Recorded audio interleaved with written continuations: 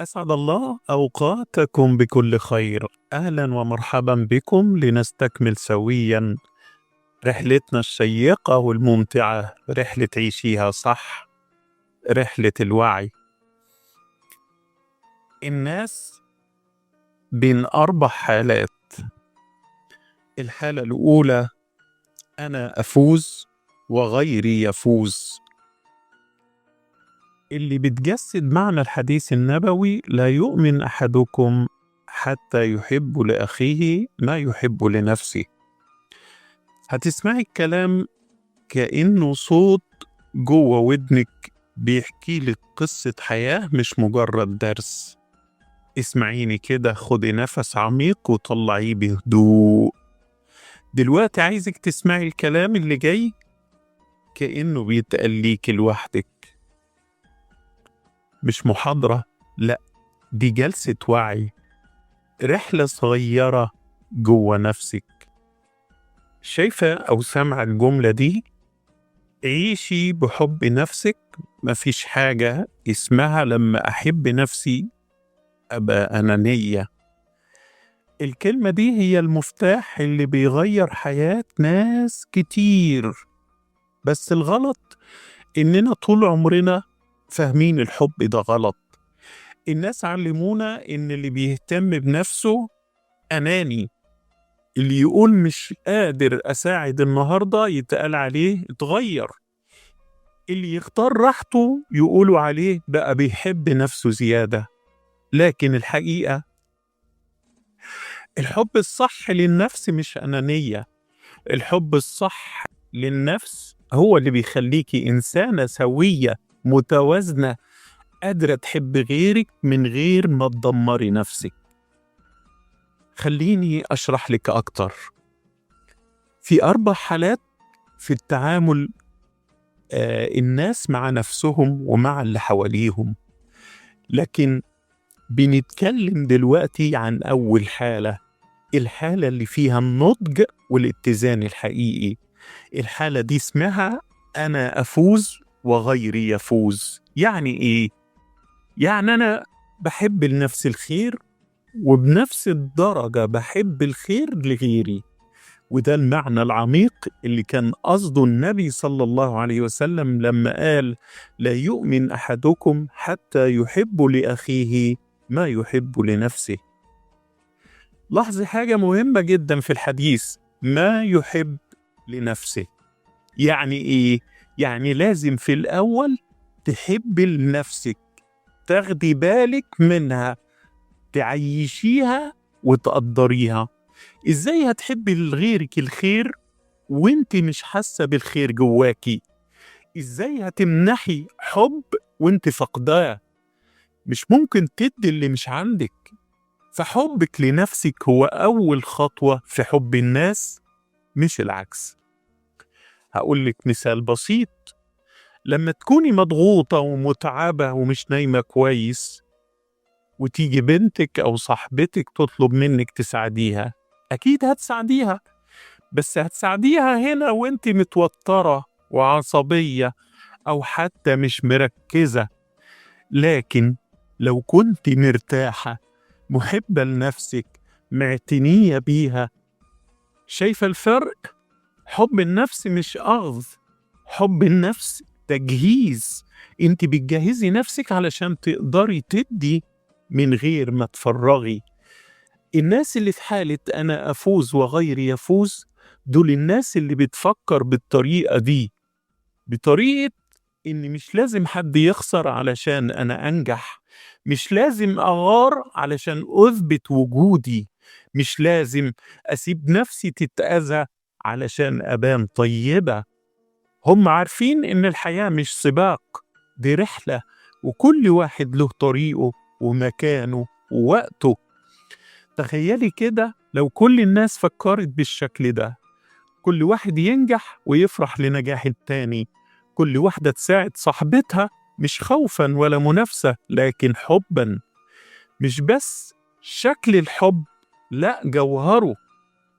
ساعتها كانت العلاقات هتبقى أنظف، والقلوب أهدى، والأرواح مطمئنة أكتر. بس عارفة فين الصعوبة؟ إن معظم الناس بتخاف تحب نفسها عشان خايفة يتقال عليها أنانية. لكن خليني أقولك سر، الأنانية عمرها ما كانت في إني أحب نفسي، الأنانية في إني أحب نفسي وأكره غيري. لكن لما تحبي نفسك وتحبي لغيرك زيها، انت كده بتعيشي الحالة الأعلى من الإنسانية. خدي بالك من الجملة دي لأنها جوهر الحلقة دي كلها. أنا أبدأ بنفسي علشان أقدر أوصل لغيري. زي الطيارة لما المضيفة تقول لو حصل أي طارئ حط قناع الأكسجين لنفسك الأول وبعدين ساعد اللي جنبك. ليه؟ علشان لو أنت اختنقتي مش هتعرفي تنقذي حد. فحبك لنفسك مش رفاهية، دي مسؤولية تجاه نفسك وتجاه اللي حواليكي. دلوقتي عايزك تعملي تمرين بسيط. خدي ورقة واكتبي فيها 3 حاجات بتحبيها في نفسك، أي حاجة حتى لو بسيطة، زي أنا صبورة، أنا بسمع الناس كويس، أنا عندي نية طيبة. خلي الورقة دي في مكان تشوفيه كل يوم. ليه؟ علشان تفتكري إنك تستاهلي حبك قبل ما تطلبي حب الناس. سؤال أخير كده، لما تسمعي الآية والحديث بيقولك حب لأخيك ما تحب لنفسك، بتفتكري إن ده تكليف للآخرين ولا ليكي؟ هو ليكي علشان تتعلمي تحبي نفسك الأول، علشان لما تمدي إيدك لحد تبقي بتدي من وفرة مش من نقص. خليها قاعدة في حياتك من النهاردة. أنا بحب نفسي مش عشان أنا أهم من الناس، لكن علشان لما أكون بخير هقدر أخلي الدنيا حواليا بخير. أنا أفوز وغيري يفوز. أنا أعيش بحب وأترك أثر. الحالة التانية أو الصنف التاني، أنا أفوز وأنت تخسر، وده الشخص الأناني. مع التركيز على المعنى الإنساني والنبوي، بلاش تدعي على أعدائك، لأن الدعاء بالشر بيرجع لك، إنما أدعي لهم بالهداية زي ما كان بيعمل النبي صلى الله عليه وسلم. اسمعيني كده بهدوء، خدي نفس عميق وطلعيه ببطء، وخليني أحكي لك حكاية جواها درس كبير عن النفس والأنانية والحب الحقيقي. في نوع من الناس دايما شايف الدنيا ملعب فيه فريقين، هو الفريق وكل الناس التانية في الفريق المعادي. شايف النجاح لعبة 0 و1، يا نكسب يا غيري يخسر. النوع ده بيمشي بشعار أنا أفوز وأنت تخسر. الكلمة دي شكلها بريء، بس وراها عالم كامل من القلق والخوف والمقارنة.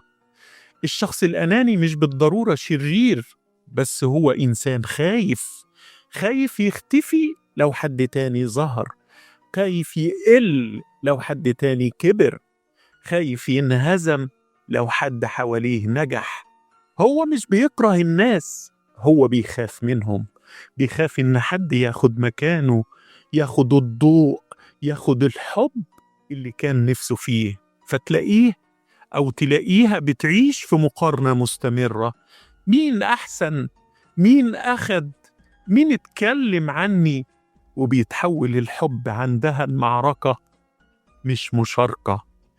بس الغلط الكبير اللي بيقع فيه الشخص ده إنه بيفتكر إن لما غيره يخسر هو كده كسب.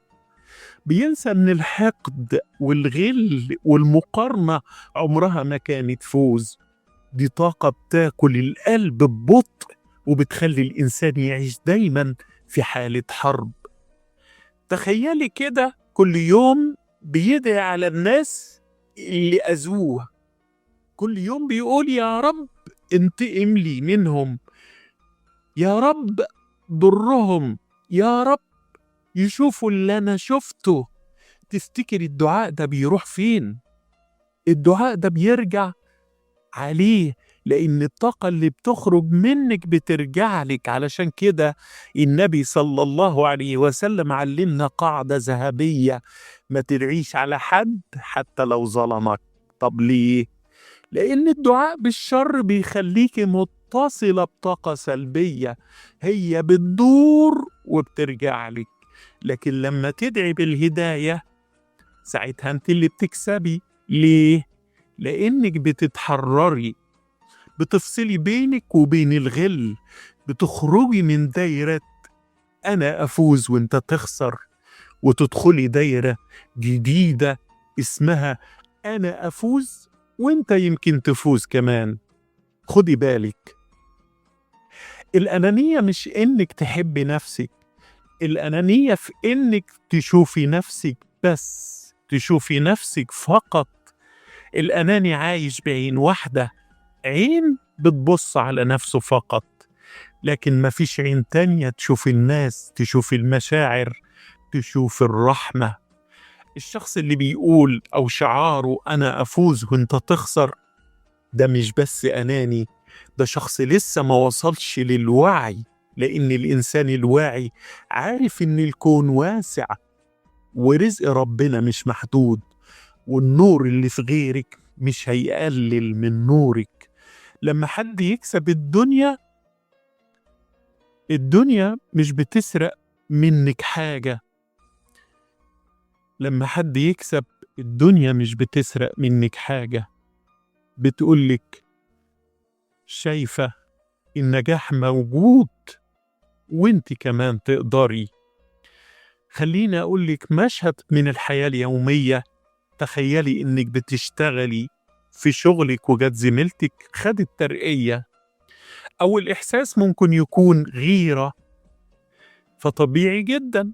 لكن الشخص الأناني بيقف عند اللحظة دي ويقلبها نار، يفكر ليه هي مش أنا، يبدأ يكرهها، يبعد عنها، يمكن كمان يتمنى لها تفشل. لكن الإنسان الواعي بيشوف اللحظة دي كمراية، يقول لو هي قدرت أنا كمان أقدر، ويرجع يشتغل ويتعلم ويفوز من غير ما يخسر حد. شايفة النبي صلى الله عليه وسلم لما الناس كانت بتؤذيه وتهاجمه كان ممكن يدعي عليهم وكان دعاءه مستجاب، لكن قال اللهم اهد قومي فإنهم لا يعلمون. هو مش دعا عليهم، هو دعا لهم. ليه؟ لأنه كان فاهم إن الدعاء بالشر مش انتصار. الانتصار الحقيقي هو لما تطلع من الشر، لما تطلع من الشر من غير ما يبقى الشر جواك. لو كل مرة حد أذاكي بدل ما تدعي عليه قلتي يا رب يهديه، يا رب ينور بصيرته، يا رب يبعدني عنه برحمة مش بوجع، هيحصل حاجتين: أولا قلبك هيخف، ثانيا ربنا هيعوضك عن كل لحظة أذى، لأنك وقتها اخترت السمو عن السقوط. الشخص الأناني دايما بيخسر في النهاية حتى لو شكله كسب، بيخسر سلامه، بيخسر علاقاته، بيخسر نفسه. لكن الشخص اللي قلبه نضيف، اللي بيدعي بالخير، ده بيعيش مرتاح حتى لو الدنيا كلها لفت عليه شوية. في مقولة جميلة جدا بتقول مش كل معركة محتاج تكسبها، بعض المعارك محتاجة تمشي منها وانت نضيف. وده جوهر الكلام كله. اللي بيدعي على أعدائه بيكمل معاهم المعركة، لكن اللي بيدعي لهم بالهداية هو اللي فعلا كسب وخرج من المعركة. افتكري دايما لما تحبي الخير لنفسك حبيه لغيرك، ولما غيرك يؤذيكي ما ترديش بالأذى، لأنك كده بتنزلي لمستواه. لكن لما تدعي له بالهداية انت بتطلعي المستوى أعلى مستوى، كمستوى الأنبياء، زي النبي مثل ما قال خيركم من يبدأ بالسلام. عايزك تسألي نفسك سؤال بسيط، هو أنا من الناس اللي بتفكر أنا أفوز وأنت تخسر، ولا من الناس اللي بتفكر أنا أفوز وأنت كمان ممكن تفوز؟ لأن نوع الإجابة هو اللي هيحدد شكل حياتك بعد كده. في نوع من الناس بنشوفه كتير جدا، بس للأسف هو أكتر نوع بيتعب نفسه من غير ما يحس. النوع ده هو اللي بيعيش بمنطق أنا أخسر وإنت تفوز، يعني دايما حاطط نفسه في آخر الصف وبيقول مش مهم أنا، المهم الناس، مش مهم أكون مبسوط، المهم اللي حواليا يكونوا راضيين. وده اسمه التضحية الزايدة. وصدقيني دي مش فضيلة دايما، دي ساعات بتكون سم في عسل. التضحية لما تبقى عن وعي ولما تكون في مكانها الصح تبقى تضحية عظيمة، تبقى إنسانية، تبقى محبة. لكن لما تتحول لعقيدة ثابتة في حياتك إنك دايما أنت الخسران، ساعتها بتبقى كارثة. ليه؟ لأنك بتظلمي نفسك وبتزرعي جواكي إحساس بالقهر والوجع، وساعتها بتوصلي لنقطة الانفجار من غير ما تحسي. تلاقي نفسك بتتعبي وبتبكي وبتسألي طب وأنا فين؟ محدش شايفني ليه؟ الناس اللي دايما بتضحي بيبقوا من جواهم عايزين تقدير، لكن المشكلة إن محدش هيقدرهم لأنهم علموا الناس إنهم مش بيطلبوا. يعني لما تبقي طول عمرك بتدي، بتسندي، بتسامحي، الناس اللي بتاخد ده كأنه الطبيعي. وده اللي بيوجع، إنك تبقي عايشة كأنك مش موجودة، بس في الحقيقة أنت السبب لأنك سمحتي بده يحصل. خدي بالك مش كل تضحية بطولة، في تضحية بتتبني، في تضحية بتبني، وفي تضحية بتهد.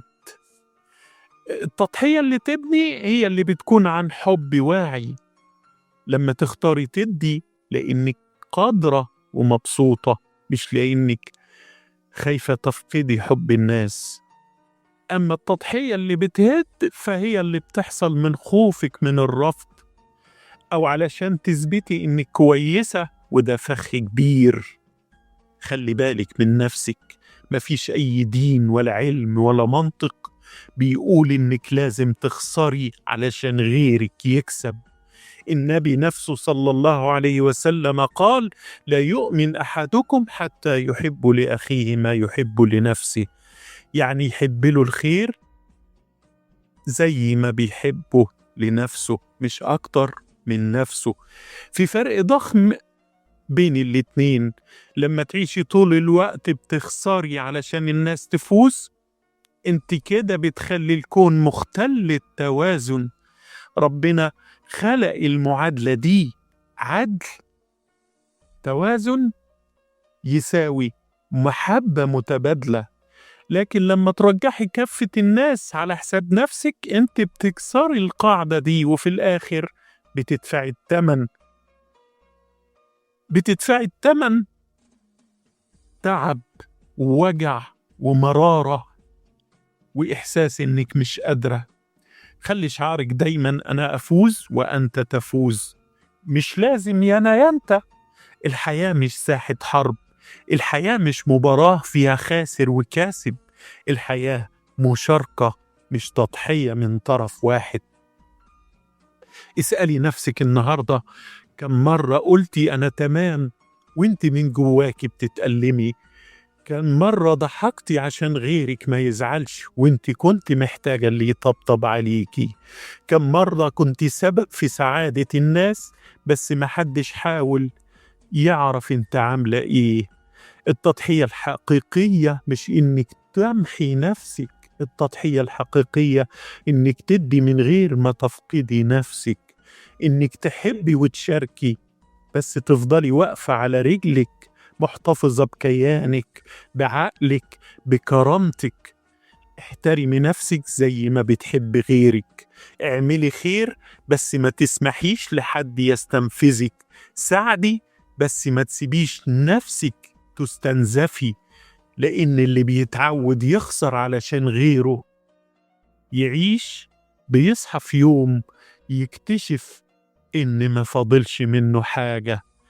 ارجعي شوفي نفسك تاني، ارجعي قولي أنا أستحق أعيش زي ما بحلم، أنا أستحق أفوز من غير ما أخلي غيري يخسر، أنا أستحق حب وراحة وتقدير زي ما بديهم للناس. ودي مش أنانية، ده وعي، ده حب حقيقي، ده العدل اللي ربنا حببه لنا. نوع رابع من الناس، النوع اللي بنسميه بمنتهى الصراحة المدمر لنفسه وللي حواليه. ده اللي بيعيش بفكر أنا أخسر وإنت تخسر، أو زي ما بيقولوا عليا وعلى أعدائي. وده بقى أخطر نوع ممكن تقابليه في حياتك.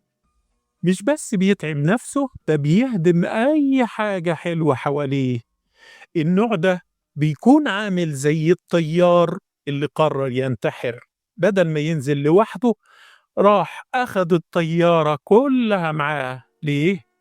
لأنه مش قادر يتقبل فكرة إن حد يعيش مبسوط وهو موجوع، مش قادر يشوف حد ناجح وهو فاشل، مش قادر يشوف نور غيره وهو في ظلامه، فبيقرر من جواه إن الحل إن الكل يخسر، وهو مش فاهم إن كده بيعلن نهايته هو كمان. اللي بيفكر بالطريقة دي بيبقى فقد البوصلة، نفسه تعبت، قلبه اتحرق، بس عقله بقى بيغلط في الحسابات. هو مش شرير بس هو موجوع، بس وجعه خلاه يختار الانتقام بدل الترميم، الهدم بدل البنى. وده مش شجاعة، ده ضعف متغلف بغضب. ربنا سبحانه وتعالى قال في القرآن: يا أيها الذين آمنوا لا يضركم من ضل إذا اهتديتم. يعني ببساطة خليكي على طريقك، ما تتأثريش بانحراف غيرك، ما تضيعيش نفسك علشان حد اختار يضل أو يضل، ولا تدخلي حرب علشان تثبتي إنك قوية. القوة الحقيقية إنك تهتدي وتكملي، مش إنك تردي الضلال بضلال زيه. خدي بالك من النقطة دي.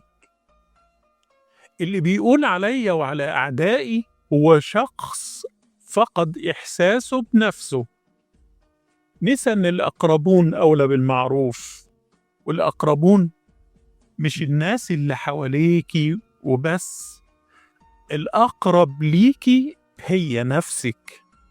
نفسك دي أول حد ليها حق عليكي، حق في الراحة، وحق في الرحمة، وحق في المعاملة الحسنة. مش من الدين إنك تكرهي نفسك، ولا من الشهامة إنك تؤذيها. حتى في الصلاة شوف الجمال. لما النبي عليه الصلاة والسلام قال للصحابة: لو علمتم ما في الصف الأول لاستهمتم عليه. يعني حتى في عبادة ربنا في بعض الأحيان ما ينفعش تقدمي غيرك عليك، ما تقدميش غيرك على نفسك. خلي نيتك خالصة علشان الأجر مش في الشكل، الأجر في القلب، اللي نوى بحب مش اللي نافذ بحقد. خلي بالك من دي كمان، اللي بيفكر أنا أخسر وإنت تخسر هو في الحقيقة بيحكم على نفسه بالهزيمة الأبدية، لأن كل ما يفرح بزعل حد بيتسحب منه النور شوية بشوية. كل مرة يفرح إن غيره وقع هو اللي بيقع أكتر، لأنه بيفقد اتزانه وبيتحول لإنسان غريب عن نفسه. إنما اللي فاهم الحقيقة، اللي فاهم المعنى الحقيقي للآية، لا يضركم من ضل إذا اهتديتم، هيفهم إن أعظم انتقام هو النجاح، أعظم رد على الكره هو السلام، أعظم انتصار هو إنك تكملي ووشك مرفوع، مش إنك تغرقي عشان غيرك يغرق معاكي. اتعلمي تختاري نفسك، مش أنانية، دي فطرة. ربنا خلقك خليفة في الأرض مش ضحية فيها. خليكي واعية، خدي بالك من طاقتك، من نيتك، من دعائك. لو حد أذاكي ما تدعيش عليه، ادعيله بالهداية، مش علشانه لكن علشان تحمي نفسك من تلوث الكره. النبي صلى الله عليه وسلم نفسه لما أذاه أهل الطائف قال: اللهم اهد قومي فإنهم لا يعلمون. ما قالش اللهم دمرهم، مع إنهم دمروه. انت النهاردة ممكن تكوني موجوعة، بس اوعي تختاري طريق الطيار اللي عايز ينتحر ومعاه الطيارة باللي فيها. اختاري طريق اللي بيوقف الطيارة، اللي بينقذ الناس، اللي بيرجع الأمل بدل الكره. اعملي معروف في نفسك الأول، حبيها، احميها، سامحيها. ولو الدنيا قفلت افتكري دايما الأقربون أولى بالمعروف، ونفسك هي أول قريبة ليكي، هي اللي ربنا هيحاسبك عليها، فاحسني إليها قبل ما تفكري تحسني لحد تاني.